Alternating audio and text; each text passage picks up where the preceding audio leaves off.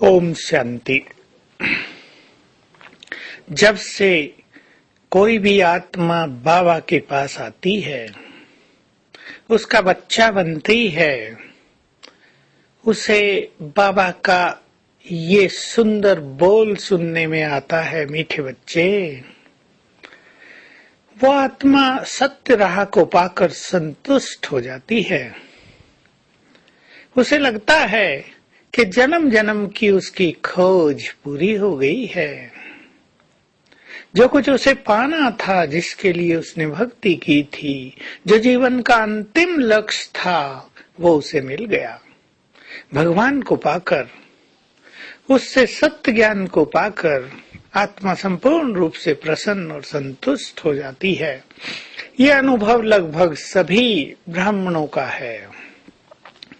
बहुत थोड़े हैं जिनको खुश होने में देर लगती है, पर जो आत्माएं आते ही प्रभु प्राप्ति से आनंदित हो उठी, जिनके जीवन में संतुष्टता का सबसे बड़ा खजाना समा गया, वे सचमुच परम सौभाग्यशाली हैं।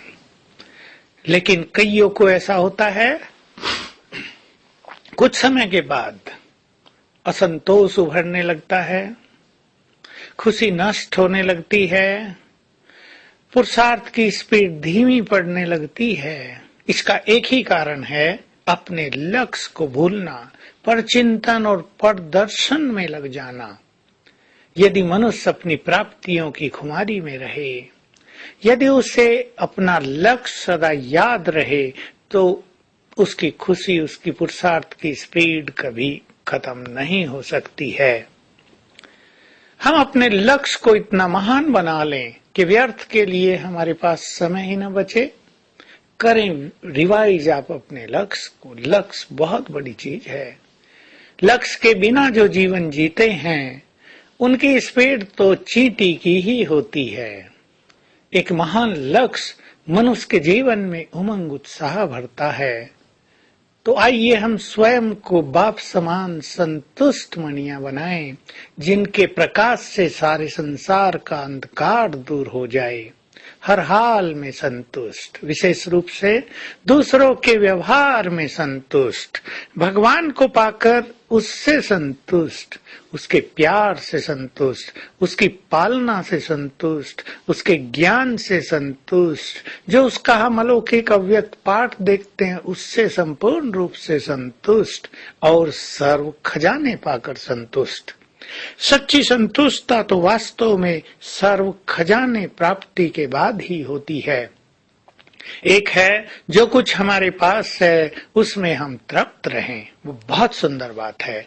लेकिन हमारी वो संतुष्टता जिसको संपूर्णता कहा जाता है, वो तब आती है जब संपूर्ण ईश्वरीय खजानों से हम सुसज्जित हो जाएं, और वो हैं ज्ञान का खजाना, गुणों का, शक्तियों का, खुशी का, समय का, संकल्पों का, दुआओं का, पवित्रता का और पुण्य कर्मों का खजाना। ये 9 हमारे खजाने हैं जो सचमुच हमें भरपूर करते हैं, और इन खजानों से ही हमारा जन्म जन्म का भाग्य बनता है।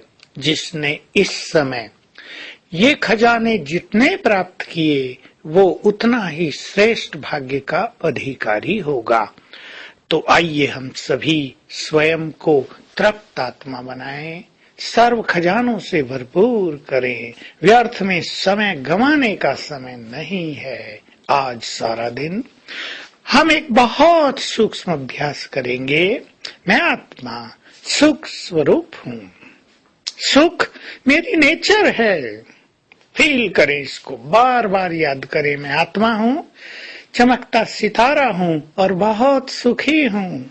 अपने अंदर आज 100 बार संकल्प भर दें, मैं बहुत सुखी हूँ, मैं भगवान की संतान बहुत सुखी हूँ, मैं सुख सागर की संतान ईश्वरीय सुखों से भरपूर हूँ। यदि भगवान की संतान ही सुखी नहीं होंगे तो भला संसार में और कौन सुखी होगा। इस सुख के फीलिंग से जन्म जन्म के दुखों की लहर, उनकी छाया स्वतः ही समाप्त हो जाएगी। और फिर अभ्यास करेंगे साथ में। ऊपर से बाबा की किरणों का फाउंटेन मेरे ऊपर निरंतर पड़ रहा है। इससे सारा दिन अतीन्द्रिय सुखों की अनुभूति होगी और छोटी मोटी बातों के प्रभाव से हम सदा के लिए मुक्त हो जाएंगे। ओम शांति।